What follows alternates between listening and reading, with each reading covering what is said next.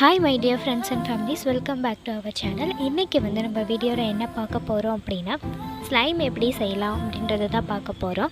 Video பார்க்கறதுக்கு முன்னாடி நம்ம சேனலை சப்ஸ்கிரைப் பண்ணாதவங்க சப்ஸ்கிரைப் பண்ணிக்கோங்க. அப்படியே பக்கத்தில் ஒரு பெல் ஐக்கான் இருக்கும், அதை கிளிக் பண்ணி ஆல் அப்படிங்கிற ஆப்ஷனை எனேபிள் பண்ணிக்கோங்க.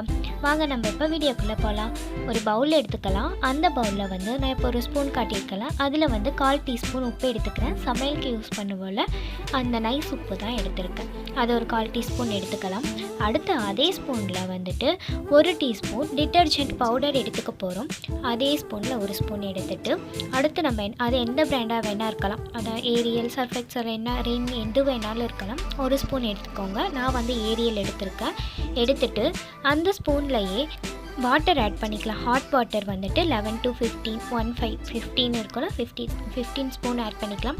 ஆட் பண்ணிவிட்டு அந்த டிட்டர்ஜென்ட் பவுடரும் சால்ட்டும் நல்லா கரையிற மாதிரி நல்லா மிக்ஸ் பண்ணிக்கலாம். நம்ம ரொம்ப நேரம் மிக்ஸ் பண்ணால் தான் அந்த டிட்டர்ஜென்ட் பவுடரும் சால்ட்டும் நல்லா கரையும். அதனால் அது கரையிற அளவுக்கு நல்லா மிக்ஸ் பண்ணிக்கலாம்.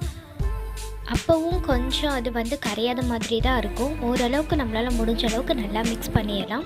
மிக்ஸ் பண்ணிவிட்டு அடுத்து நம்ம என்ன பண்ண போகிறோன்னா, இன்னொரு பவுல் எடுத்துக்கலாம். அந்த பவுலில் வந்து நம்ம என்ன பண்ண போகிறோன்னா, ஃபெவி க்ளூ இருக்குல்ல, 5 ரூபா க்ளூ இருக்குல்ல, அது வந்து நான் 2 ஆட் பண்ணிக்கிறேன். எல்லோ கலர் ஆட் பண்ணியிருக்கேன். அதை 2 ஆட் பண்ணிவிட்டு கிளாஸ் கலர் இருக்குல்ல, அது வந்துட்டு நான் ப்ளூ கலர் ஒரு 5 to 6 ட்ராப்ஸ் அதில் ஆட் பண்ணிக்கிறேன்.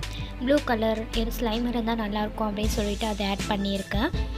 நீங்களும் இது மாதிரி கலர் ஆட் பண்ணுறீங்கன்னா ஃபஸ்ட்டு இந்த நம்மளோட ஃபெவி க்ளூ கூட நமக்கு எந்த கலர் வேணுமோ அதை ஆட் பண்ணிவிட்டு நல்லா மிக்ஸ் பண்ணிக்கோங்க. மிக்ஸ் பண்ணிவிட்டு அதுக்கப்புறம் வந்துட்டு நான் காட்டியிருக்கல கேம்லின் க்ளூ, இது வந்துட்டு நம்ம எடுத்த ஸ்பூனில் ஒரு 1/2 டீஸ்பூன் ஆட் பண்ணிக்கோங்க. இந்த க்ளூ வந்துட்டு அதிகமாக ஆட் பண்ணிட்டா நமக்கு ஸ்லைம் வந்து கட்டியாயிடும், அது ஸ்லைம் மாதிரியே இருக்காது. அதனால் இது வந்து கொஞ்சம் மட்டும் ஆட் பண்ணிக்கோங்க.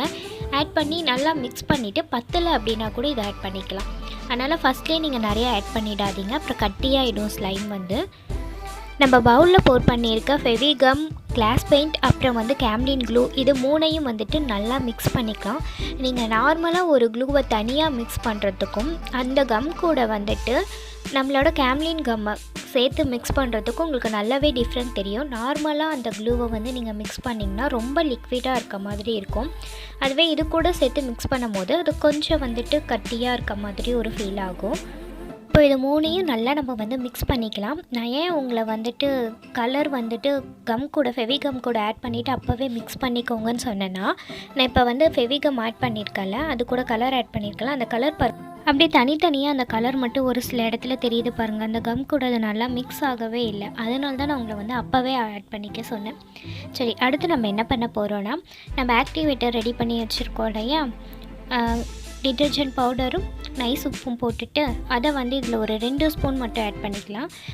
நான் 2 ஸ்பூன் தான் ஆட் பண்ணியிருக்கேன். அதை ஆட் பண்ணிவிட்டு நான் மிக்ஸ் பண்ணும் போதே அது அந்த ஸ்லைம் வந்து ரெடியாகி வரது உங்களுக்கு தெரியுதில்ல, அந்த பவுலில் ஒட்டாமல் அது எப்படி தனியாக வரதில்ல. இது மாதிரி வந்துட்டாலே ஸ்லைம் நமக்கு ரெடி ஆயிடுச்சுன்னு அர்த்தம். உங்களுக்கு இன்னும் அது வந்து ரொம்ப ஜெல்லியாக இருக்க மாதிரி ஃபீல் ஆச்சுன்னா இன்னும் கொஞ்சம் ஆக்டிவேட்டர் ஆட் பண்ணிக்கோங்க. கொஞ்சம் கொஞ்சமாக ஆக்டிவேட்டர் ஆட் பண்ணி நல்லா மிக்ஸ் பண்ணிங்கன்னா உங்களுக்கு வந்து ஸ்லைம் ரெடி ஆகிடும். உங்களுக்கு அப்போவும் ரொம்ப ஜெல்லியாக இருக்க மாதிரி இருந்ததுன்னா நீங்கள் இன்னும் கொஞ்சம் வந்து ஆக்டிவேட்டர் ஆட் பண்ணிவிட்டு நல்லா மிக்ஸ் பண்ணிக்கோங்க. நல்லா மிக்ஸ் பண்ணிங்கன்னா உங்களுக்கு வந்து ஸ்லைம் ரெடி ஆகிடும். இப்போ நான் வந்து இந்த ஸ்லைம் உங்களுக்கு கையில் எடுத்து காட்டுறேன். இது வந்து கையில் அந்தளவுக்குலாம் ஒட்டலை, எனக்கு வந்து இப்படி இருந்தாலே ஓகேன்னு தான் தோணுது. உங்களுக்கு இது மாதிரி கூட ஒட்டக்கூடாது அப்படின்னா நீங்கள் இன்னும் கொஞ்சம் ஆக்டிவேட்டர் ஆட் பண்ணிவிட்டு நல்லா மிக்ஸ் பண்ணிங்கன்னா உங்களுக்கு கையில் ஒட்டாமல் வந்துடும்.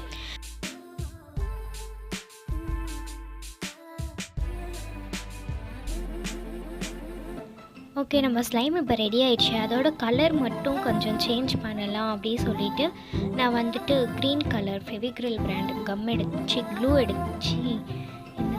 பெயிண்ட் எடுத்திருக்கேன். சாரி, நேம் கூட மறந்து போயிடுச்சு, க்ளூன்னு வருது. ஓகே, பெயிண்ட் எடுத்திருக்கேன். அது கொஞ்சமாக ஆட் பண்ணிவிட்டு அதை நல்லா மிக்ஸ் பண்ணிக்கிறேன். நல்லா மிக்ஸ் பண்ணும்போது அது வந்து அதில் ஒட்டாத மாதிரி தான் இருந்தது, அது சரியாக ஒட்டாத மாதிரி இருந்தது. அதை கையில் எடுத்து நான் விளையாட அந்த கலர் வந்து அதுலேயே செட் ஆகிடுச்சு, நல்லாவே ஒட்டிக்கிச்சு. இப்போ பார்த்தா உங்களுக்கு தெரியும், அது வந்து க்ரீன் கலர் ஸ்லைம் மாதிரியே மாறிடுச்சு. அதனால் இந்த வீடியோ பிடிச்சிருந்தால் லைக் பண்ணுங்கள், ஷேர் பண்ணுங்கள். Tata, bye bye. நெக்ஸ்ட் வீடியோவில் மீட் பண்ணலாம். தேங்க்ஸ் ஃபார் வாட்சிங்.